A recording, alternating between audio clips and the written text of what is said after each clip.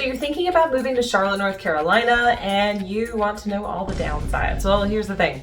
I'm going to take you through my top 10, both myself, clients of mine, people that I know here in the Charlotte region, their top 10 least favorite things about Charlotte and things you should probably know about if you think about moving this way. And I'm going to point out things for people out on the West Coast, up north, and even south of us, so you can know some of those big differences and things that you should be on the lookout for before you make the move. I'm 𝗖𝘀, and I live here in Charlotte, North Carolina, and I help people just like you making the move from other parts of the country and the world to the Charlotte, North Carolina and South Carolina region. So if that's you, be sure to go ahead and drop down into the comments below. All of my contact information is there. I truly get calls, texts, emails, Zoom invites from people just like you every single day. So whether it's 9 days or 90 days from now, moving across the world, across the country, or just across town, give me a call, a text, an email. I will be here to make sure your move is exactly what you want it to be.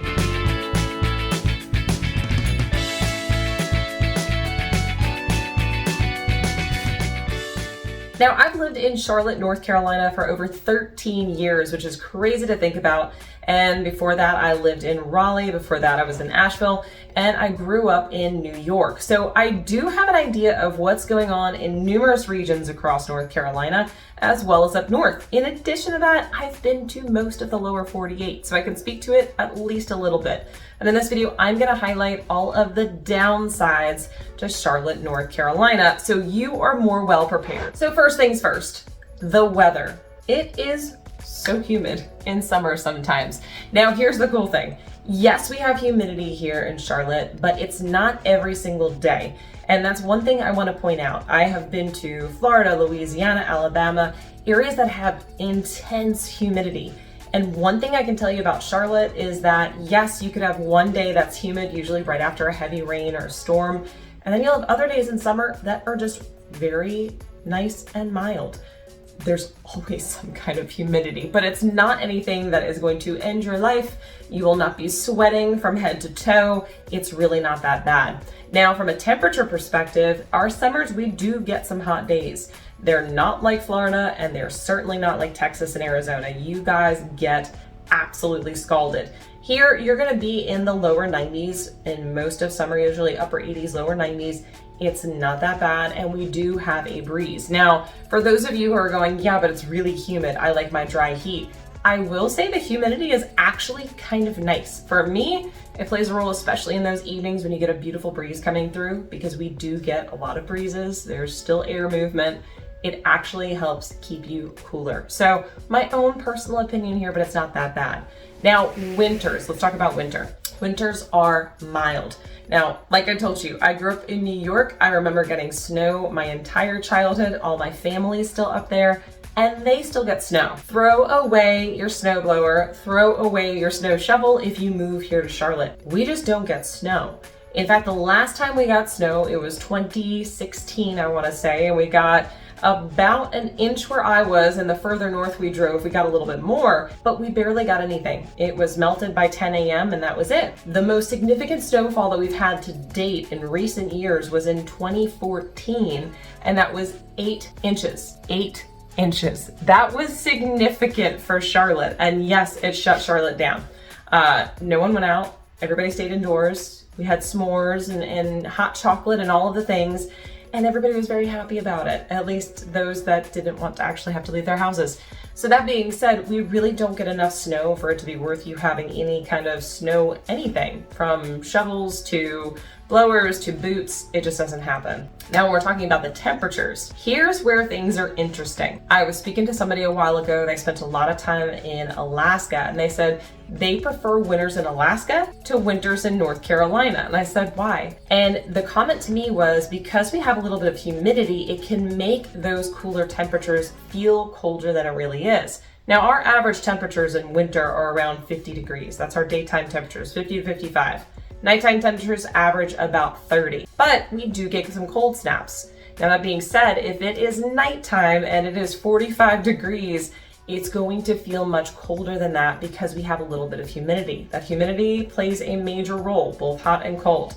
So that being said, you don't necessarily have to bundle up in winter, and in fact, my husband never even wears a coat, but you will need to be prepared that it does get kind of chilly in winter, just not enough to snow, and we do get warm in summer. So both of those taken into account, it's really not that bad, and honestly, we're pretty moderate, especially compared to the rest of the country, including even New York and Chicago, those major cities. We have about the same heat that you have there in summer.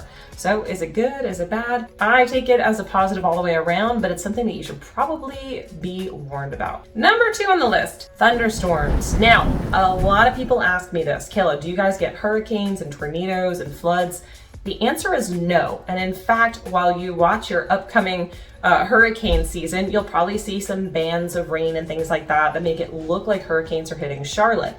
However, the last significant hurricane that hit Charlotte was 1989. I was 1 year old. Now I'm literally dating myself. Here's the thing, it did cause some significant damage to Charlotte, but we really don't get hit by hurricanes. The biggest reason is if it scoops up to Wilmington, it actually usually gets pushed right back out to sea. When it does come inland, it's usually coming right up through Charleston, and by the time it hits us, it loses speed, it loses velocity, and most of the rain has already dropped. So we usually get a normal rainy day. It's not a big deal. But what we do get are severe thunderstorms. Now, me personally, I absolutely love thunderstorms. One of my favorite pastimes is sitting on our back covered porch and listening to it rumble and the lightning, reading a book. It's literally the best for me personally.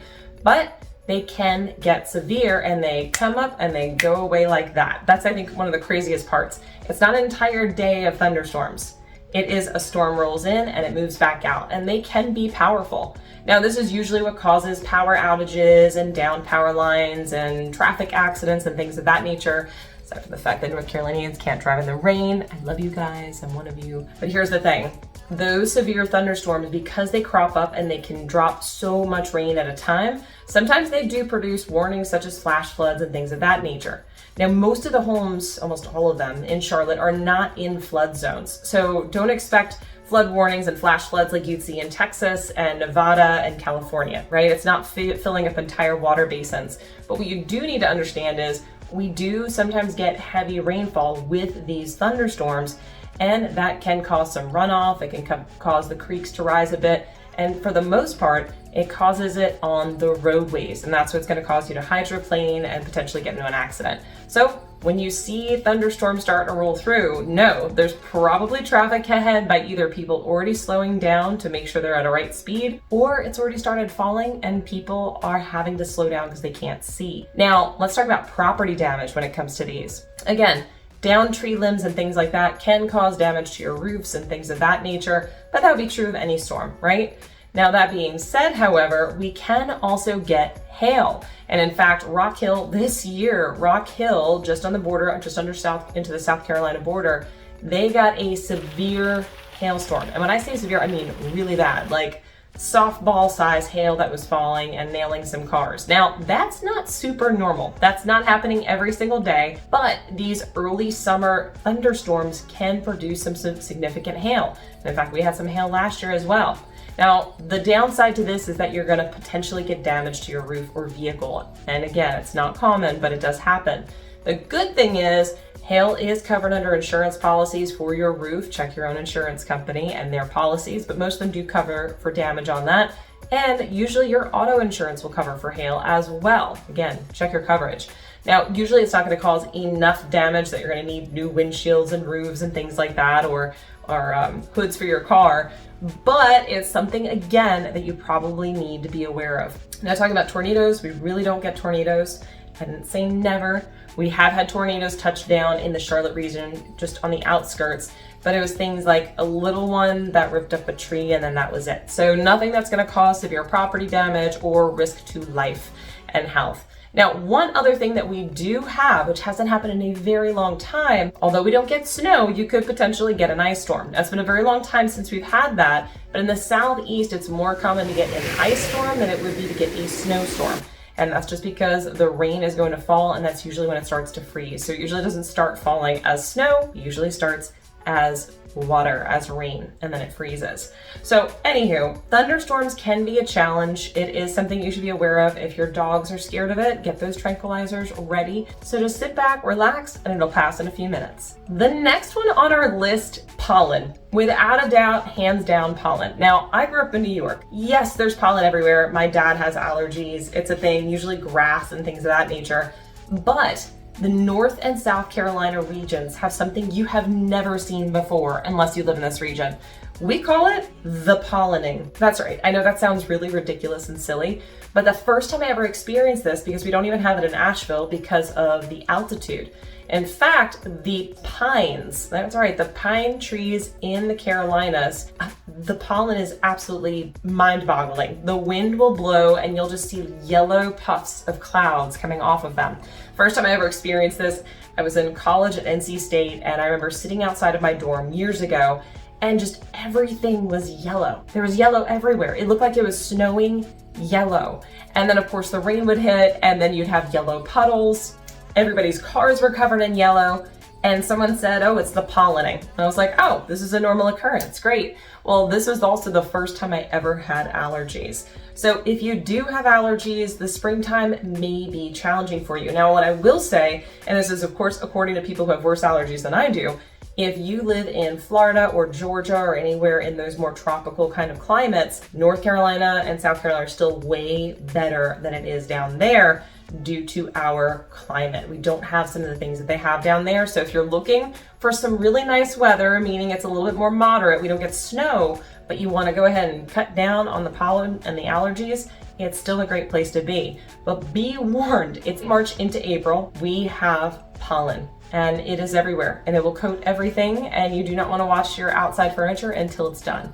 So be warned, can't say I didn't tell you. The next one that you should probably be aware of is we have bugs. Bugs, we have bugs. Now, for someone who has lived their entire life on the East Coast, this is not surprising to me, although there's one creature that I'm going to highlight that was a little surprising. But for those of you coming from the West Coast, I hear this from my clients from the West Coast all the time, like, we don't have bugs out here. The reason being is because you guys are in a more desert, a drier environment where you just don't get a whole lot of them. Here we do have a lot of what we call creepy crawlies. A lot of my clients call them that, a lot of my friends. Now, that being said, if you move here, you're not going to be infested with bugs. There's not going to be centipedes all over your home or, creatures coming out of the walls. Don't worry, this isn't a horror film. But it's good to know that there are bugs when you step outside. We have gnats and June bugs and beetles and plenty of critters that are all over the place, but they stay out of your way. All right, you're not going to be constantly bombarded with them, but they are there, you will see them. Now there's one creature which is on my list, there's two technically, but there's one on my list that I never encountered before I moved to North Carolina. And they so lovingly call it a palmetto bug. Now, for any of you who spent any time in the Southeast, you know what a palmetto bug is. It's a cockroach that flies. By the way, to me, they're horrifying. I am someone who can pick up snakes. I don't mind spiders. I love lizards. I can touch them. I can pick them up. I don't mind them. These things terrify me. And in fact, my husband is always on call to come take care of them. They do sometimes get in your house, but it's not an infestation when you see them. They just wiggle their way in every now and then, and you may have to take care of them. Now, aside from palmetto bugs, we also have mosquitoes. Now, I'm gonna tell you right now, mosquitoes are not as bad as most make it out to seem, but we do have them.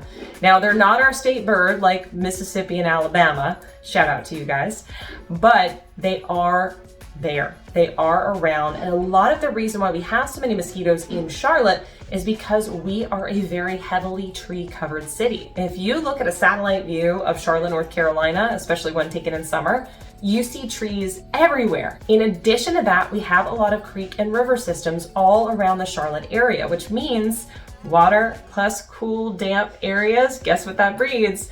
Mosquitoes. So we do get them. Now there's a lot of different ways that you can take care of them, keeping away any kind of stagnant or still water that's on your property. You can spray for them. You can also put out, I know there's a lot of natural remedies out there which just deter them. So there's plenty of ways to keep them off your property, but every year it's different. In fact, I usually get torn up from mosquitoes And this year, hardly anything at all in our yard. So we live right on a creek and a greenway. So that being said, it depends upon where you are, and it also depends on the time of year. But those are my two major creatures that I would say you may want to be warned about. Now there's one other creature I will also let you know about, and that's spiders. We have plenty of spiders, as do most people up and down the East Coast and all the way out into California. You guys get them too. We just get different types. Now, unlike areas like Arizona and California and Texas, ours aren't nearly as poisonous as yours are. We have way less venomous snakes, way less venomous spiders. We are in a good spot with that. But throughout these summer months and into fall, you are going to notice cobwebs all over the outside of your home. Not covering it, right? This isn't the mist, but you will see them and you may have to clean them up. And this is a common occurrence, but I will tell you this, I love having them around because they keep away what? The mosquitoes. Now, the next biggest downside that we have right now in Charlotte are home prices. Now, for you, if you own a home, you're probably very excited about the home prices. But if you are looking to move into the area, you will see that there's a major change that has happened over the last several years when it comes to pricing on houses. The median home price in Mecklenburg County is $445,000. Now, that being said, that's the entirety of Mecklenburg County. What it doesn't take into account are where those houses are. So for example, if you are in the southern region of Mecklenburg County, your home average is probably going to be closer to $800,000. In the northern region, it's probably going to be a little bit closer to the 500s. So where are these $400,000 and $300,000 houses? Well, here's the thing. It's taking into account, of course, condos, townhouses, smaller homes, and it's all over in different regions, including those that are older and maybe not as nice, meaning they haven't been updated. So when we're looking at that 445 median, we need to take into account that there is a variety out there. Now, along with this, you're going to find that the more expensive homes are going to go along with the better schools. And therefore, if you have a home that maybe isn't as expensive, you could probably potentially assume that the schools aren't as good. Now, I highly recommend always checking out greatschools.org and other such websites to give you the school ratings, because there are a speckling of homes and schools throughout that are still going to be great. But that being said, it has become a challenge for those that are looking to move closer into Charlotte to find a home that's affordable for them. Now in 2023, year over year, looking at this, the actual sales price of homes went up by 9.9%, which is pretty substantial, especially given that we are still looking at what we consider higher interest rates in the 7s. Now, looking at that, even when interest rates skyrocketed in 2022, we still saw a 6.7% increase year over year. So what is that telling us? Well, it tells us that Charlotte is desirable. It also tells us that people are moving here. And it tells us that people are still buying homes regardless of the interest rate, which I still recommend. Marry the house, date the rate. And a lot of people understand that if you're purchasing a house at the lower home price, even if the interest rates fluctuate, you can always catch it when it drops and refinance. The challenge, if you wait until the interest rates drop, you're going to go ahead and potentially be battling other people out for the house as the prices are rising. Worse off, if you wait a year or two and it goes up by 20%, you're now paying 20% more for your home at the same rate, which means your actual payments are still going to be higher. So there's a lot of options out there, but that is something that I hear from a lot of my clients, is that they have to go further and further outside of Charlotte in order to find the price range that you're looking for. Now, quick pause in the video for a brief moment. If you are living in Charlotte, North Carolina and South Carolina, and you are interested in selling your home but not sure what it's worth, I have a link in the description below to share with you what your home value might be. And you can always reach out to me and my team to get a closer evaluation to know exactly what you could sell your home for. Now, if you're thinking of moving to the Charlotte area, please give me a call, a text, an email, Zoom invite. All my contact information is in the description below. We would love to help you find the perfect home in the right area for you. Now, number 6 on this list is traffic. Now, growing up in New York and visiting New York, visiting places in Florida like Orlando, visiting California, being in Dallas, Texas, all of these places, now that's traffic. However, Charlotte has some traffic of its own, so I might as well talk about it. There are some major areas in Charlotte that are bottlenecks, and honestly, not even I have found a way around it. Now, the major traffic backups that you're going to find and bottlenecks are on the north side of I-77, the south side of I-77, I-85 where it intersects 45 near Gastonia, and a huge backup down on Independence. So let me highlight all of these areas and share with you why they are the way they are and what's coming in the future to make them better. So let's start in the northern area. The traffic on I-77, I roll my eyes because it's so true. The traffic on I-77 on the north side of Charlotte, this is between the 485 intersection going north into Mooresville. This is one of the most trafficked areas, and it doesn't matter really what time of day you're going, you'll more than likely hit traffic or a slowdown. In fact, this morning, going to meet for coffee with a potential client who I actually met through YouTube, I sat for 20 minutes in stop dead traffic. Why? Because there was an accident. Now here's the bright side of this one spot in Charlotte, and it's the only spot that has this. That same area on I-77 going from downtown Charlotte, we call uptown, going from that area all the way to Mooresville, there's actually a toll lane, T-O-L-L, that you could pay an optional toll. I say optional because you don't have to use the toll lane. You can pull into that lane where there's traffic and pull back out when the traffic recedes. So it is actually easier to go ahead and get past some of these major traffic incidents that you find on that corridor because you can use the toll lane. Now, if you do want to sit, that's totally fine. But I will add, if you have a motorcycle, you don't have to pay a toll. In fact, Charlotte encourages you to use the toll lane because we know that the risk to your injury is far lower. As a motorcyclist myself, I would highly recommend using the toll lane. Not only is it 5 miles per hour faster, like legally 5 miles per hour faster, but there's also never traffic. So definitely use that. Now on the south side, I-77, you are more than likely gonna hit traffic practically from just under uptown Charlotte all the way into Rock Hill. Now, before you freak out, there's two main slowdowns here. One from uptown Charlotte down to almost about the 485, no, about Arrowwood.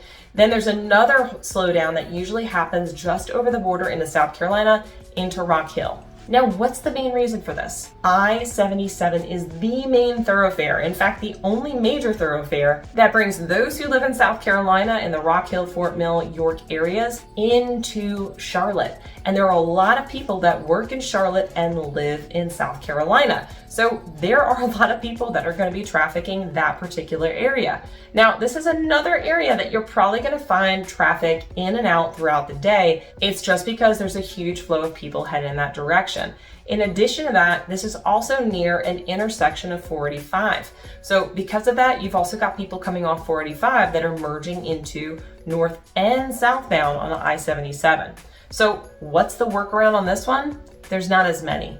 I will say there's plenty of parallel and other roads that you could potentially take. It just depends upon where you live and where you work. But what I would recommend, give yourself a little extra time and you will still get there. What I can say for both of these is it'll probably slow you down about 10 minutes in your journey. So avoid it during the peak hours of course, rush hour in the morning and in the afternoon. But if you can do that, you could probably save yourself about 10 minutes. Now let's think about that.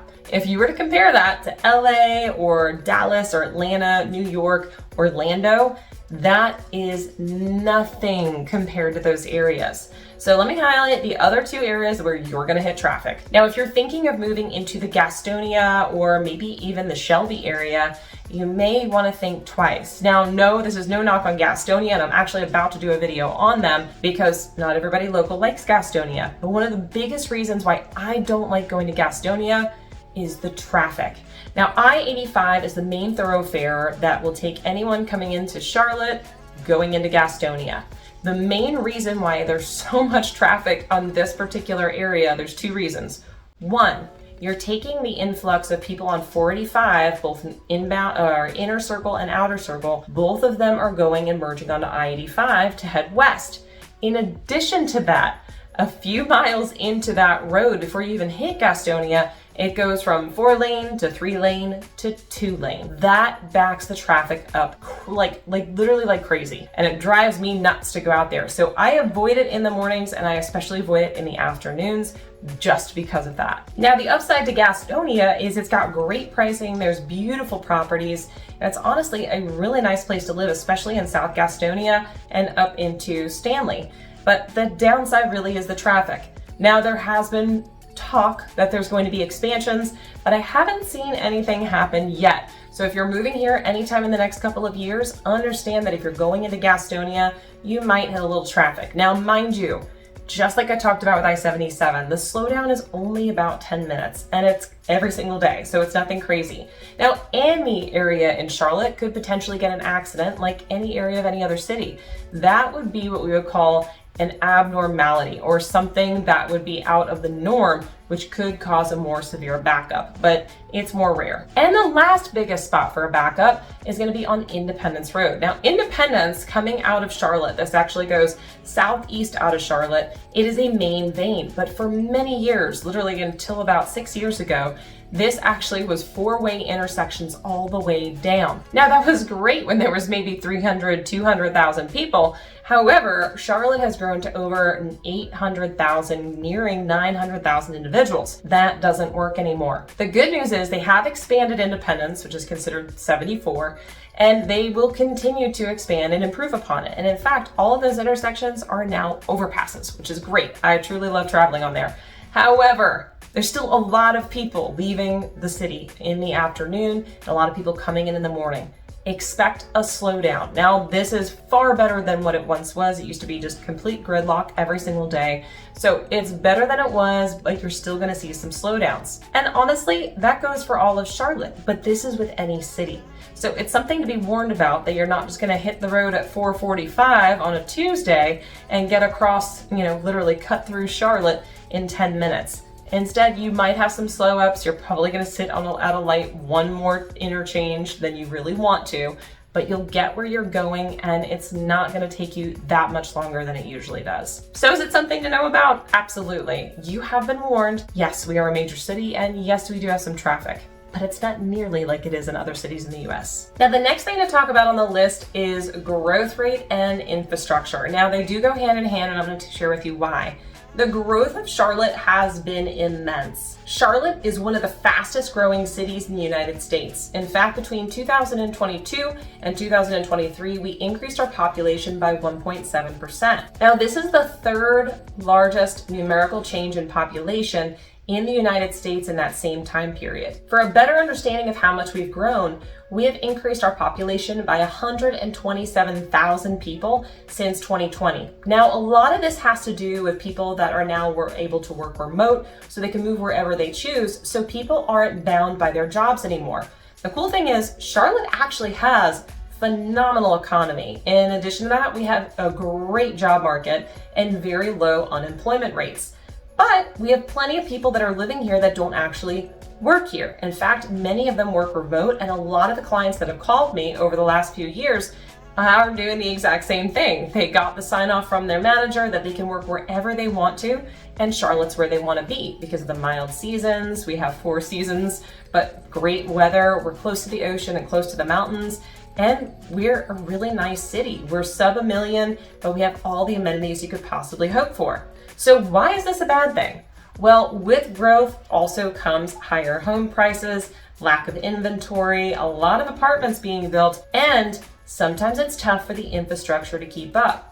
What we're seeing is more and more homes being built further and further out from Charlotte to keep up with demand. There's not as much land in the 485 Beltline or Charlotte proper, so we're expanding out into places like Lake Wylie and York, and up into Huntersville, and out into Stanley and Mount Holly. Matthews is expanding into Unionville. Monroe is opening up, as well as Waxhaw.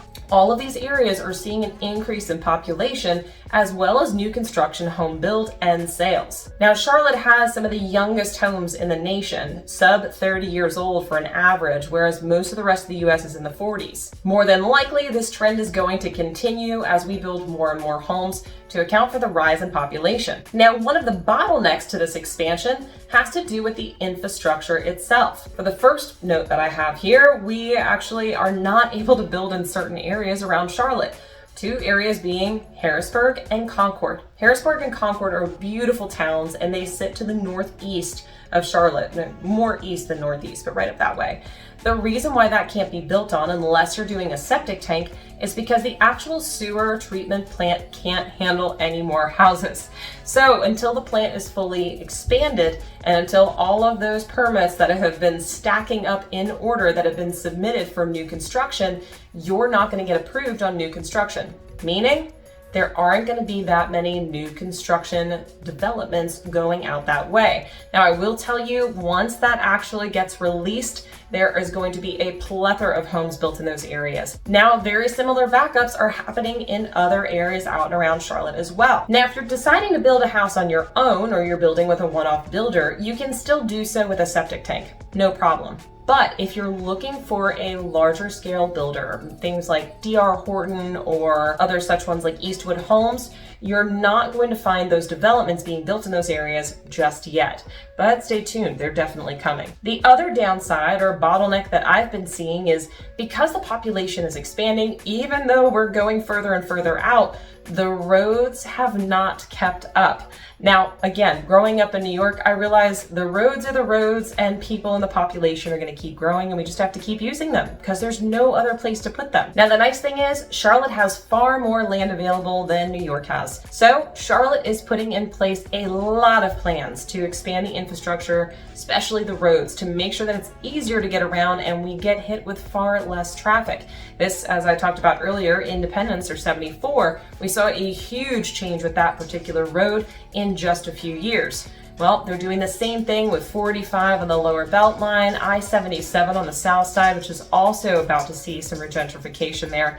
And we're starting to see the expansions of some of these subsidiary roads, which used to be subsidiary, but are now turning into main thoroughfares as people are moving out to these outer regions. So is it there yet?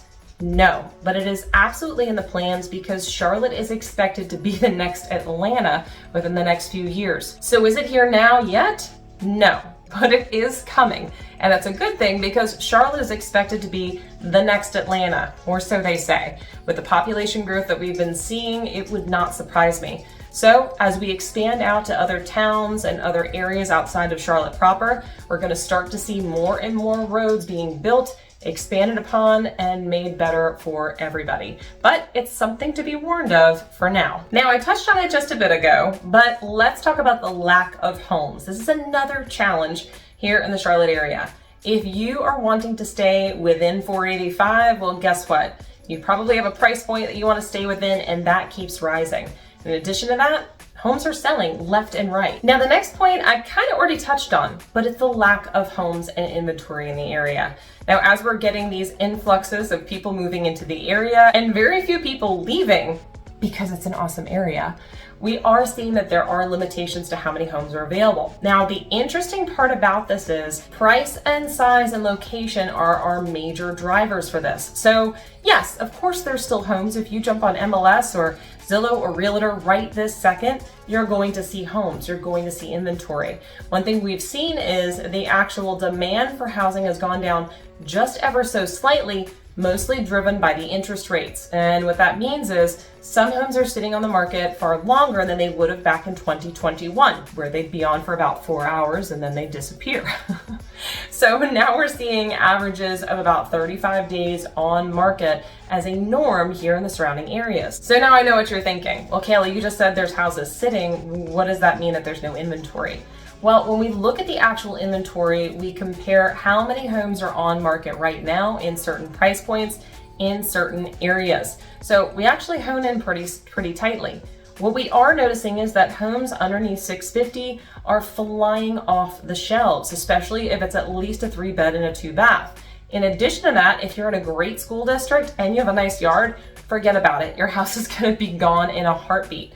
We are seeing some homes that are sitting between the 600s to $1 million. And a lot of this has to do with that particular price point and that particular buyer, meaning the interest rates are taking a hit in that space. And if you're going to sell your home, it might sit for a little bit longer, but there's fewer and fewer, what I would say, perfect homes. And when they are perfect, they're gone. In addition to that, we also have a great market when it comes to the $1 million plus. And these are going to be jumbo loan space. These are going to be individuals who in many cases are actually paying cash, and the nice homes that are in the perfect areas, gone. So is inventory still there? Yes, we have homes, but the inventory is lessening, especially as we're seeing these fluctuations in interest rates. So you can find a home here, and if you're looking to move here, of course, all my contact information is below. I want to hear from you. With that being said, if we look at the amount of weeks of inventory, it's still lower than many other areas of the country. So are there homes available? There are. But you are going to see that our actual weeks of inventory are lower than so many other areas of the country. Now, this next one you might find funny, but if you are from the Northeast and you're used to living in maybe New York, or you're from out west in California, I say this based upon what my California clients have told me, you may be a little shocked because we are super friendly here in Charlotte. I know that sounds silly, but be expected that when you're in the supermarket, people are gonna talk to you. When you're walking down the street, people are gonna say, how you doing? Literally say how you're doing, like physically wave their hand and say it. And you're even gonna get waves when you're driving in the car down a back road. This is normal North Carolina. In fact, funny short story, when we were traveling the country in an RV when I was 14, my dad was driving the RV and he said, oh my gosh, someone just flipped me the bird. Yes, this is a true story. We were in the South, and he starts looking around trying to figure out maybe he was in the wrong lane, maybe his brights were on, you know, all the things that start going through your head. And all of a sudden, someone did it again. And he goes, oh my gosh, they did it again. Well, as the third person does this to him, what he realizes was they were just being nice. In fact, they had their hands on the steering wheel, and instead of waving like this, they were going like this. But all he saw was the finger go up, and anyway, we are that friendly. And yes, from a New Yorker where no one talks to anybody, it will feel a little weird at first, even for you Californians, but this is normal. And in fact, I think it's one of the nicest things about Charlotte and about this region, including South Carolina, y'all. Yes, y'all becomes normal too, by the way, is that people are super friendly. You are gonna know your neighbors. Don't worry, they're not gonna be all on top of you all the time and in your driveway and constantly wanting to talk. But you actually will have a community no matter where you go. And clients of mine that are moving here from Virginia right now, shout out to you guys, that was one of the things they mentioned is they want a community. And what I shared with them is it doesn't matter where you go in Charlotte, you're going to find that community because that's just the way people are here. So be warned, people are gonna say hi, they're gonna wanna chit chat with you, and they're going to have your back if you need it. Now, the last thing to be warned about, we live on the border. No, I don't mean the southern border, such as Mexico. I mean, we are a border city. Now, Charlotte doesn't actually go into South Carolina, but it might as well. The Fort Mill, Rockville areas might as well be a part of Charlotte, and Charlotteans consider it as such. In fact, even our major sports teams are shared by the border. You've got the Carolina Panthers, which is shared by North and South Carolina. Even though they play and practice here in North Carolina, it's totally fine. In addition to that, you also have the Hornets. Now, the Hornets are considered South Carolina team just as much as they're considered a North Carolina team. And the list goes on and on. Now, the biggest downside to it being a border city is the fact that, well, you've got better advantages in certain areas. South Carolina has lower property taxes, while North Carolina has lower income taxes. Then you've got the fact that South Carolina, if you rent out your property, you're going to pay 2 to 3 times the taxes if it's not a primary residence. North Carolina, we don't care what you do with your house. It's your house. You want to go ahead and rent it out. But one thing that you're going to notice is a commonality. A lot of people will live in, and not everybody, but a lot of people will live in South Carolina, specifically Fort Mill, and commute into Charlotte. The commute's really not that bad, and in fact, no matter where you live in Charlotte, you're about 30 minutes from anywhere that you need to be, whether it be north and south, east to west, all the way on the south side in Fort Mill, all the way up into Huntersville. It's about 35 minutes about anywhere you go. And you're usually within 35 minutes from the airport, anywhere within the 45 Beltline and even slightly outside of it. Just a fun fact. But when it comes to South Carolina, the Fort Mill school system is the #1 school district in South Carolina. So it is a huge draw for people that are moving down to the area. It's also a huge draw if you want affordable housing, great schools that you don't have to question, and you also are living, or should I say working in Charlotte. It's an easy commute time. So there's a lot of people who decide, I'm gonna make the commute, I'm gonna live in South Carolina. It's all things to consider when you're making the move. So is living on the border of two states a bad thing? Not necessarily, and I will add I used to truly enjoy it, especially when South Carolina had lesser taxes on fuel, because I would fill up in South Carolina and save 26 cents a gallon. They don't have it anymore, but it was nice while it lasted. And what did I miss? Are there other aspects that you want to know about Charlotte, North Carolina, and South Carolina that maybe I didn't touch on in this video? Drop that in the comments below as well. I want to hear from you. In addition to that, I hope I brought you guys value today. Go ahead and hit like and subscribe. Subscribe to my channel. I appreciate it. I want to hear from you guys, and I want to make sure that you get a notification every time that I have a new video that's popping up. There is so much more content that I have been videoing here lately, and I cannot wait to get it into your hands. And again, I know I've told you before, but I really do get calls, texts, emails, Zoom invites from people just like you looking to make the move to the Charlotte, North Carolina, and of course, South Carolina. So if that's you, all my contact information is in the description below. Be sure to give me a call, a text, an email, a Zoom invite, whether it's 9 days or 90 days from now, whether you're moving across the world, across the country, or just across town, we're here to make your move exactly what you want it to be. Till next time, I look forward to showing you around town.